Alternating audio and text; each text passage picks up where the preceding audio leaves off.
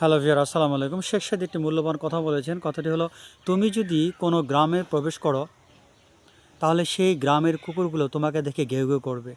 তুমি যদি কুকুরগুলোর দিকে তাকিয়ে তোমার সময় নষ্ট করো তাহলে কিন্তু তুমি তোমার মঞ্জিলে পৌঁছাতে পারবে না। এই কথাটির দ্বারা তিনি এটাই বুঝিয়েছেন, আমরা দুনিয়াতে আসছি, আমাদের মূল লক্ষ্য হচ্ছে মহান আল্লাহ তাআলার নৈকট্য অর্জন করা। আমরা যদি দুনিয়াতে এসে দুনিয়ার চাকচিক্য, দুনিয়ার মায়া, সংসার, অর্থ, টাকা পয়সা এইগুলোর তামাশা দেখি, এইগুলোর দিকে তাকিয়ে সময় নষ্ট করি, তাহলে কিন্তু যেই কারণে মহান আল্লাহ তাআলা আমাদের পৃথিবীতে পাঠিয়েছেন সেই লক্ষ্য কিন্তু আমাদের আদৌ পূর্ণ হবে না। এই জন্য তিনি এইগুলোকে কুকুরের সাথে তুলনা করেছেন।